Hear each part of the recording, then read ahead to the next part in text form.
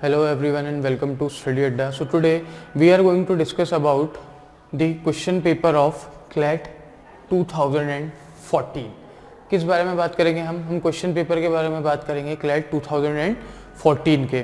तो हमने CLAT 2016, 17, 15 सारे क्वेश्चन पेपर सॉल्व कर लिए हैं और अभी तक हमने क्या बात करी है कि इसका एक ही फंडा है कि हमें क्या करना है, हमें प्रिंसिपल से स्टिक करना है। We have to stick to the principle. क्या करना है, हमें प्रिंसिपल से स्टिक करना है। ठीक है, स्टिक टू दी प्रिंसिपल क्या होगा, हमारा एक अकेला फंडा होगा कि हमें प्रिंसिपल से स्टिक करना है और उसके बाद हमें हमारा आंसर निकालना है। प्रिंसिपल कैसा भी हो, रियल हो नहीं हो, ट्रू सेंस में हो सकता है वो सही नहीं हो, रियल सेंस में अगर आप उसे देखें तो हो सकता है प्रिंसिपल ये बोल दे कि murder is not a crime, तो भी आपको यही मानना है कि जी हाँ murder is not a crime. ठीक है, चलिए तो देखते हैं। ठीक, इसमें डायरेक्शन दिए हुए हैं क्वेश्चन नंबर 1 से 51 तक। ठीक, ये सेक्शन जो है 50 क्वेश्चंस का है। ठीक, हर क्वेश्चन में आपको एक लीगल प्रपोजिशन, लीगल प्रिंसिपल दिया होगा और उस लीगल प्रपोजिशन, लीगल प्रिंसिपल से हमें क्या करना है। ठीक है, जो कि एक लीगल प्रपोजिशन दिया होगा, जो कि इसमें क्या लिखा होगा, उसमें हर उस प्रपोजिशन के पहले प्रिंसिपल लिखा हुआ होगा और उसके साथ दिए होंगे कुछ फैक्ट्स। ठीक है, ये जो प्रिंसिपल हैं ये हमें क्या करना है, ये हमें गिवन जो फैक्ट्स हैं हमें उन पे अप्लाई करना है और उसका एक मोस्ट रीजनेबल सॉल्यूशन हमें कंक्लूजन उस क्वेश्चन का निकालना है। ठीक है, ये जो प्रिंसिपल हमें दिए हुए हैं ये हो सकता है रियल सेंस में ट्रू हो चाहे ना हो, लेकिन हमें कंक्लूसिवली यही एज्यूम करना है कि वो जो हमें दिए हुए हैं वो हमारे इस सेक्शन के पर्पस के लिए सही है, ट्रू है और हमें उन्हें ही मानकर अपना आंसर निकालना है। ठीक है, अगर दूसरे शब्दों में देखा जाए तो जब हम इन क्वेश्चंस को आंसर करेंगे तो हमें किस चीज पे, किस प्रिंसिपल पर रिलाय नहीं करना है, ऐसे किसी भी प्रिंसिपल पर रिलाय नहीं करना है जो यहां पर नहीं दिया गया है। ठीक है, हमें सिर्फ उन्हीं प्रिंसिपल्स पे एज्यूम करना है जो यहां पे दिए गए हैं हर क्वेश्चन के लिए। उसके बाद हमें कोई फैक्ट्स अपने मन से अज्यूम नहीं करने हैं। जितना हमारे क्वेश्चन में लिखा हुआ है उन्हीं फैक्ट्स को पढ़ते हुए उन्हीं फैक्ट्स के बेसिस पे हमें आंसर देना है। हमें ये नहीं देखना है कि हो सकता है कि ऐसा हुआ हो, ये हमें नहीं सोचना है। हमें सिर्फ इतना सोचना है कि ऐसा हुआ है जैसा कि इस क्वेश्चन में, पर्टिकुलर क्वेश्चन में लिखा हुआ है। ठीक, चलिए तो देखते हैं इस क्वेश्चन के मोस्ट रीजनेबल कंक्लूजन क्या होते हैं। ठीक, क्वेश्चन नंबर 1, प्रिंसिपल आप सभी के सामने। प्रिंसिपल कह रहा है कि when one person signifies to another his willingness to do और एब्सटेन फ्रॉम डूइंग एनीथिंग, जब एक आदमी अपनी विलिंगनेस शो करता है किसी चीज को करने के लिए या किसी चीज को करने से रुकने के लिए, with a view to obtain the assent of that other, किस व्यू के साथ वो ऐसा करता है, वो करता है दूसरे की एसेंट को ऑब्टेन करने के लिए। ठीक है, दूसरे की कंसेंट को, एसेंट को ऑब्टेन करने के लिए, किस चीज के लिए, उस एक्ट के लिए और उस एब्सटेनेंस के लिए। ठीक है, तो जब वो ऐसा करता है तो उसे क्या कहते हैं कि उसने एक प्रपोजल किया। ठीक है, ठीक, प्रपोजल किया। तो the expression of willingness and desire result in a valid proposal only when it is addressed to some person. ठीक, तो भाई वैलिड प्रपोजल, जो विलिंगनेस, डिजायर जो है हमारी, वो रिजल्ट कब करेगी, वो एक वैलिड प्रपोजल कब बनेगी, जब वो किसी एक इंसान को क्या होगी, एड्रेस की जाएगी, उस इंसान के लिए उस तक पहुंची जाएगी। ठीक, तो फैक्ट्स क्या बोल रहे हैं कि x makes the following statement in an uninhabited hall. I was to sell my mobile phone for ₹1000. X ने एक खाली कमरे में एक स्टेटमेंट दिया कि भाई मैं अपना मोबाइल फोन बेचना चाहता हूं, कितने रुपए में, 1000 रुपए में। ठीक, अब एक बात बताइए, हमारा प्रिंसिपल क्या बोल रहा है कि when one person signifies to another his willingness to do or abstain from doing, यहाँ पे इसने क्या किया, इसने अपनी willingness सिग्निफाई करी। क्या सिग्निफाई किया उसने कि भाई ये अपना जो है क्या बेचना चाहता है, ये अपना मोबाइल फोन बेचना चाहता है 1000 रुपए में। ठीक है, ही signified his willingness.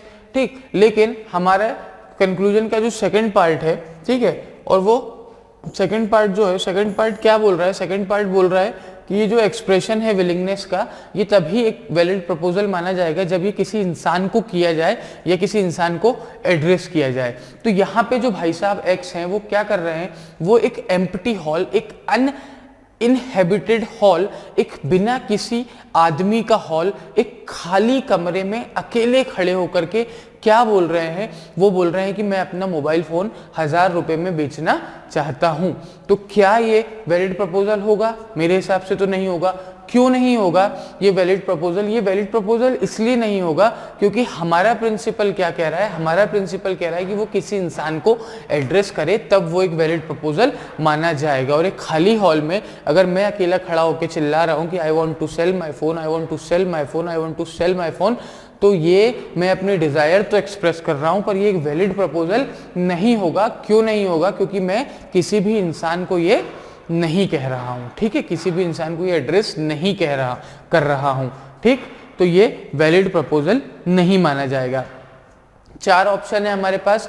X made a statement that resulted in a promise, X made a statement that resulted in a proposal, X made a statement that did not result in a proposal and X made a statement that result in an agreement। देखिए, तो इतना तो हम समझ चुके हैं कि यहाँ पे ना कोई प्रॉमिस हुआ, ना कोई एग्रीमेंट हुआ और ना ही कोई क्या हुआ, ना प्रॉमिस हुआ, ना एग्रीमेंट हुआ और ना ही कोई क्या हुआ, प्रपोजल हुआ। क्यों नहीं हुआ?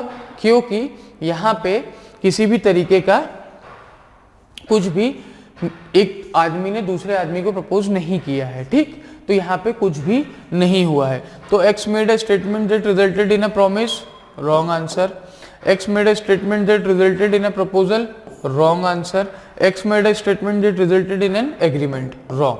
तो हमारा सही आंसर क्या होगा कि X made a statement that did not result in any proposal, ठीक है। एक्स ने एक ऐसा स्टेटमेंट दिया जो कि एक प्रपोजल में रिजल्ट नहीं करता, और वो उस प्रपोजल में रिजल्ट क्यों नहीं करता? क्योंकि वो किसी इंसान को क्या नहीं किया गया है, वो किसी भी इंसान को एड्रेस नहीं किया गया है, ठीक। चलिए आगे बढ़ते हैं, देखते हैं क्वेश्चन नंबर 2। क्वेश्चन नंबर 2 का प्रिंसिपल बहुत बड़ा है। चलिए आराम आराम से पढ़ते हैं, टुकड़ों में पढ़ते हैं, पहले समझते हैं कि प्रिंसिपल क्या कह रहा है, क्योंकि इतने बड़े प्रिंसिपल पे एक बहुत ही छोटा सा 2 लाइन का फैक्ट दिया हुआ है। तो प्रिंसिपल को बहुत अच्छे से पढ़ना पड़ेगा, तभी हम अपने आंसर तक पहुंच पाएंगे। तो देखते हैं पहला क्वेश्चन, अ प्रपोजल और offer should be made with an intention that after it's valid acceptance a legally binding promise और एग्रीमेंट विल बी क्रिएटेड। एक प्रपोजल, एक ऑफर इस इंटेंशन से बनाया जाना चाहिए कि उसकी वैलिड एक्सेप्टेंस के बाद एक लीगली बाइंडिंग प्रॉमिस और एग्रीमेंट क्रिएट हो जाएगा, ठीक। एक प्रपोजल किस इंटेंशन के साथ किया जाना चाहिए? वो इस इंटेंशन के साथ किया जाना चाहिए कि जब उसकी वैलिड एक्सेप्टेंस हो जाएगी तो वो एक लीगली बाइंडिंग क्या बन जाएगा, प्रॉमिस बन जाएगा या फिर एग्रीमेंट बन जाएगा। The test for the determination of such intention is not subjective. भाई इस इंटेंशन की जो टेस्ट होता है, डिटर्मिनेशन का टेस्ट होता है, वो सब्जेक्टिव नहीं होता, ऑब्जेक्टिव होता है, ठीक। The intention of the parties is to be ascertained from the terms of agreement and the surrounding circumstances under which such an agreement is entered into। ये जो इंटेंशन है पार्टीज के, ये किस चीज से असरटेन किए जाएंगे? वो एग्रीमेंट के टर्म्स से और सराउंडिंग सर्कमस्टेंसेस, कब, किस टाइम के, किस जगह के, जब वो एग्रीमेंट एंटर कर रहे थे, ठीक है। As a general rule in the case of arrangement regulating social relation, भाई एज अ जनरल रूल क्या कह रहा है कि in the case of arrangement regulating social relation, ऐसे अरेंजमेंट जो क्या रेगुलेट करते हैं, सोशल रिलेशंस को रेगुलेट करते हैं, वो क्या करते हैं? It follow as a matter of course that the parties do not intend legal consequences to follow. तो भैया सोशल रिलेशन में हमने पहले भी बात करी है कि सोशल कॉन्ट्रैक्ट्स जो होते हैं वो वैलिड कॉन्ट्रैक्ट नहीं होते हैं। क्यों? क्योंकि उसमें लोगों की इंटेंशन नहीं होती क्या, एक लीगली बाइंडिंग, एक लीगल रिलेशनशिप क्रिएट करने की, एक लीगली बाइंडिंग एग्रीमेंट या लीगली बाइंडिंग प्रॉमिस को क्रिएट करने की, ठीक। On the contrary as a general rule in the case of arrangement regulating business affairs, वहीं ऐसे अरेंजमेंट जो क्या रेगुलेट कर रहे हैं, जो बिजनेस अफेयर्स को रेगुलेट कर रहे हैं, वो क्या करते हैं? It follows as a matter of course that the parties intent legal consequences to follow. भाई उसमें ये माना जाता है कि हाँ पार्टीज की एक इंटेंशन थी कि वो क्या करना चाहते थे, वो एक लीगली बाइंडिंग रिलेशनशिप को बनाना चाह रहे थे, ठीक। However, the above rules are just presumptive in nature and hence can be rebutted. However ये जो है ये सिर्फ प्रिज्यूम किए जाते हैं, ये जो रूल्स हैं ये प्रिज्यूम किए जाते हैं, प्रिजम्पटिव हैं और इनको रिबट भी किया जा सकता है, ठीक है, इनका रिबटल हो सकता है, they can be rebutted. Facts, ठीक। One morning while having breakfast X the father says to Y, ठीक है भैया, एक दिन नाश्ता करते हुए सुबह सुबह एक्स, ठीक है, एक्स जो कि पिताजी हैं अपने बेटे वाई को कहते हैं कि इन ए कैजुअल मैनर, बहुत ही कैजुअल मैनर में कहते हैं, क्या कहते हैं, कैजुअल मैनर में कहते हैं कि I shall buy a motor bike for you if you get through the CLAT, भाई मैं आपको एक मोटर बाइक खरीद के दूंगा अगर आप क्लेट का एग्जाम निकाल देते हैं, ठीक। तो क्या कहते हैं ये कहते हैं कि मैं आपको एक मोटर बाइक खरीद के दूंगा कि अगर आप क्लेट का एग्जाम निकाल देते हैं। चलिए बहुत बढ़िया बात है।